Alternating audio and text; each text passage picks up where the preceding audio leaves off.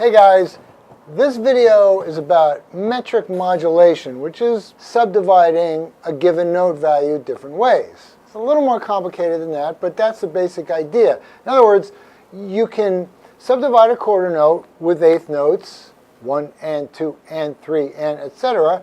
You can subdivide that same quarter note with eighth note triplets. 1 triplet, 2 triplet, 3 triplet. You can subdivide that quarter note with 16th notes, 1 E and a 2 E and a 3 E and you can subdivide it with 16th note triplets. 1 triplet, 2 triplets, right? And it turns out you can subdivide it in many more ways than that. You can subdivide it in fives, 1, 2, 3, 4, 5, 2, 2, 3, 4, 5, 3, 2, sevens, nines, etc. We're going to stick with multiples of 3s and 4s because that's pretty much what the large majority of Western music, at least, is based upon. There'll be a part 2 to this video which will deal with the more complex subdivisions. For now, multiples of 3s and 4s. So the way this works is we're going to take a really simple pattern and subdivide it, orchestrate it over those 4 different subdivisions. Eighth note triplets, 16th notes, 16th note triplets, and back again. So a couple fundamental things that I feel are necessary to get the most out of this exercise, because it is an exercise. 1, count out loud. That's really important. I can't stress that enough. 2, quarter notes on the hi-hat. The reason for these 2 is because we need to internalize the click. Because number 3, you have to do this to a click. The danger, however, with playing to a click, you become dependent upon an outside source for the click. Now, that's not a good thing. You need to internalize the click so you can internalize the time and therefore develop good time. This is something you can practice and get really good at. Bad news is, well, yeah, you have to work at it. And this is the quickest way that you can internalize time, by playing it and saying it. Oh, and by the way, the 4th requirement is that you do this at a very slow tempo. So I've got my click set to 60 beats per minute, which is really slow. Quarter note equals 60 beats per minute. That gives us enough room to orchestrate this simple drum pattern over increasingly denser subdivisions. So here's the pattern I'm going to play. Simple, really. 1, 2, 3, 4.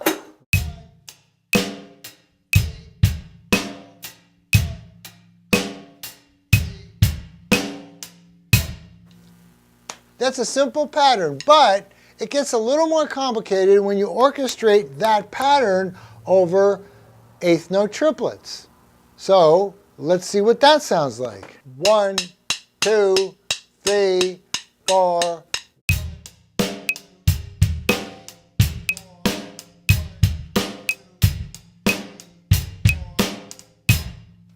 I did say play the hi-hat with the foot on quarter notes. So I'm going to move my right hand to the ride cymbal so I can play quarter notes on the hi-hat. Okay, so that would be like this.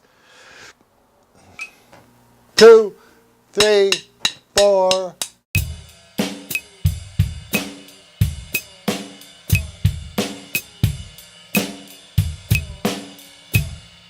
Okay, the reason that's important is besides playing the time with your left foot and also counting, these 2 things together will help you internalize the pulse.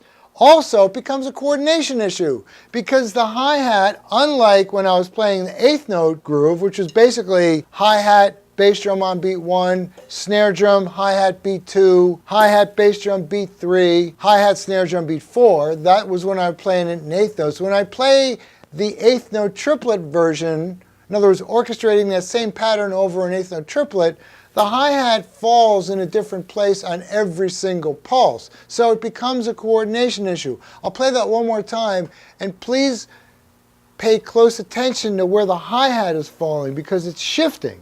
Okay? 1, 2, 3, 4.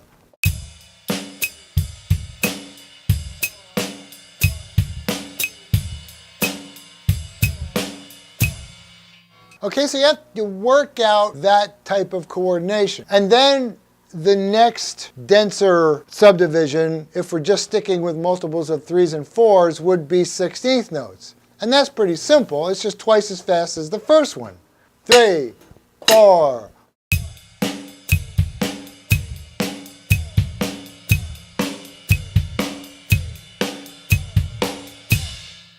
Simple, really. It's just twice as fast, like I said. But now we're going to go to 16th note triplets. We're going to orchestrate the same pattern over those 16th note triplets.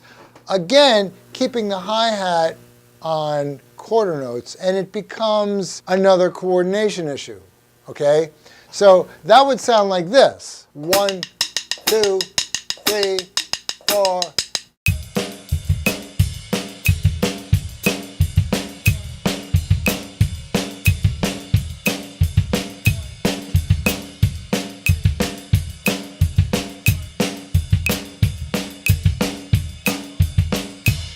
Okay, so the ear does not want to hear that pattern over 16th note triplet because of the way I've orchestrated the notes over those 16th note triplet subdivisions. All right, if that doesn't make sense to you, let me try and play this with accenting eighth notes. In other words, 1, 2, 3, 4. Right? If I keep that accent in the hi-hat and play the pattern over 16th note triplets, it might make more sense. 1, 2, 3, 4.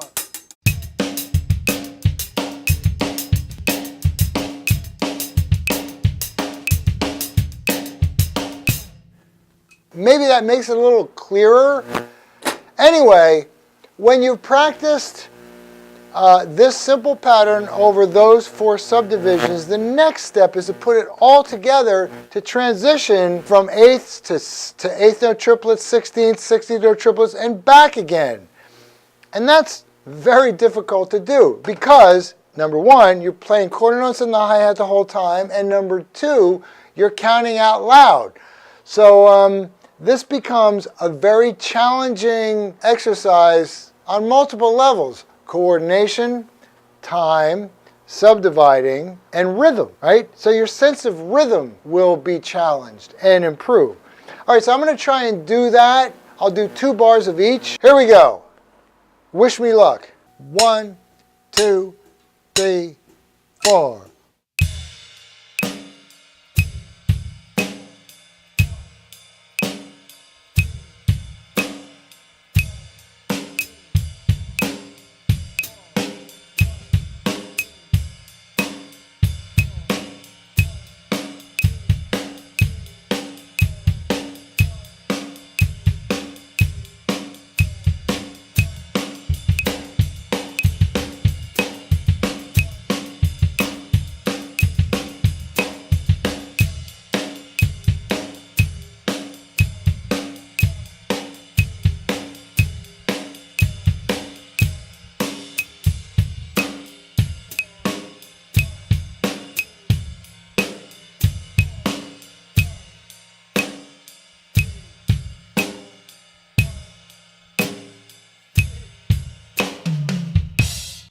That's the idea, okay? So this is what I call a foundational exercise. So I feel that there's 2 types of ways to practice: foundational and direct. 2 major categories of practice, and I feel you need to do both. So foundational practice is more what this is. This isn't really directly applicable to music or a particular piece of music, unless you're talking about maybe Frank Zappa or something else. You don't normally apply this directly to a song. You're doing this to elevate your skill level on multiple things: time, subdividing, a sense of rhythm, coordination, etc., right? So foundational. Direct practicing is when you're actually practicing something specific to a piece of music or, a specific pattern. It's more directly applicable to whatever it is you're doing on a gig or whatever. That's direct practice. And again, I feel you have to do both. But this is more foundational than it is direct. Now, you can apply this to any pattern, anything really. I just want to show you two more. This is basically a lick. It's a paradiddle-diddle between the right hand or the left hand, doesn't really matter, and the kick. The paradiddle-diddle is a triplet figure, so it works really well over divisions of 3. However, if we're going to keep quarter notes on the hi-hat, it does present a completely different coordination challenge than the previous pattern. I'll show you what I mean. So I'll play it as 16th note triplets first, because that's pretty simple. 1, 2, 3, 4.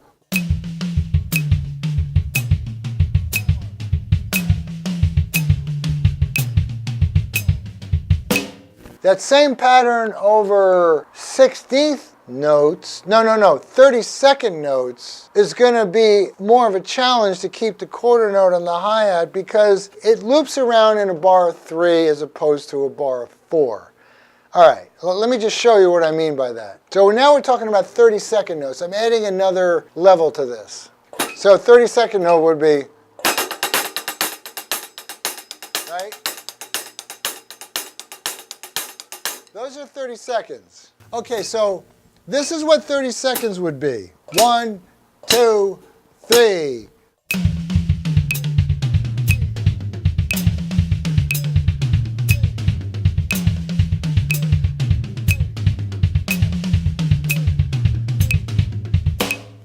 So we're going to start off with 8th note triplets, 16ths, 16th note triplets, 30 seconds, and back. First 8th note triplets, and that would be a bar of 4. So we're now switching between a bar of 4 for the 8th note triplets, then a bar of 3 for the 16th notes, back to a bar of 4 for the 16th note triplets, and then back to a bar of 3 for the 32nd notes. 2, 3, 4.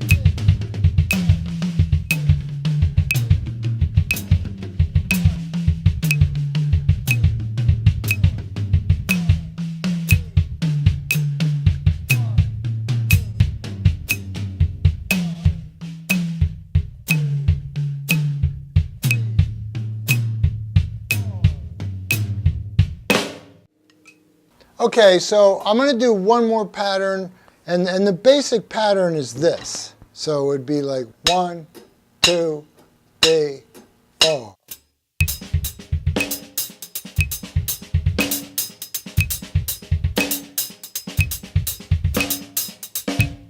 Okay, but I'm going to distribute that over the 4 toms like this.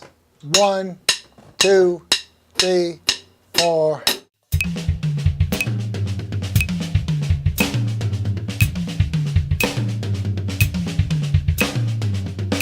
All right, so now if I wanted to put that over 16th note triplets, I'm going to have to add some extra notes, 3 as it turns out, in order to make this fit over a bar of 3, 4. I'm going to go from 16th note triplets to 32nd notes. In other words, the subdivision would be like this.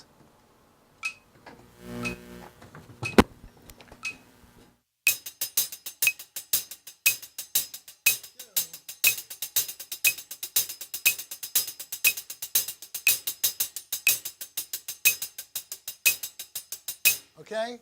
That's the subdivision. I'm only going to do those 2. And the 16th note triplet version of it, in order for it to loop around metrically, I have to add 3 extra notes to it.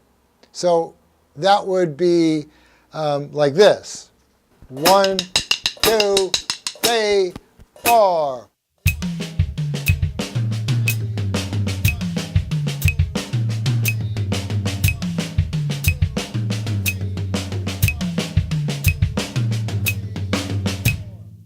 because it's a triple meter pattern, it works over a bar of 3/4. All right, so now the 32nd note version, we're back to a bar of 4/4, and that will be this. 1, 2, 3, 4.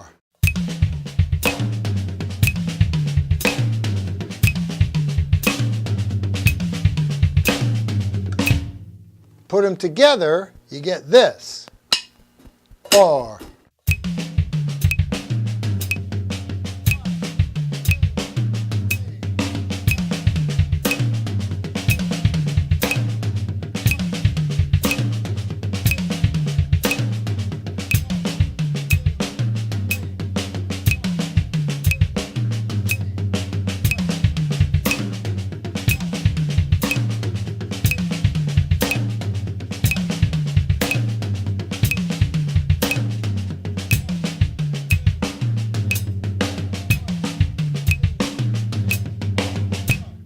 Okay, so that's the basic idea. And you can do this with any pattern, anything, really. You gotta work the math out, you gotta work the coordination out, so there's a lot of stuff to this. It's not just a simple matter of subdividing the different notes. You have to orchestrate whatever pattern you're playing over these subdivisions, and it can get really tricky. And mind you, we're just dealing right now with subdivisions of 3s and 4s. If you go into 5s, oh man, it gets crazy insane. That, in a nutshell, is metric modulation, going from really simple to more complex. So you can practice this at any level. If you're a beginner, just get used to doing the subdivisions. If you're a little more advanced, then start doing patterns over these subdivisions.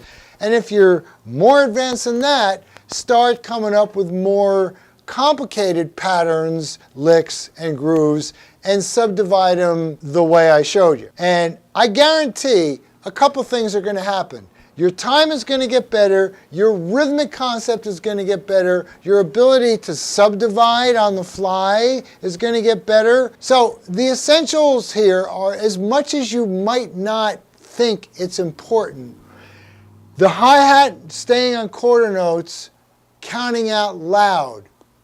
It's the counting out loud part and the playing with your left foot that really internalizes the time. Now later on, when you get a better sense of internal time, you don't always have to play quarter notes with the hi-hat. All right, so that's it for now, guys.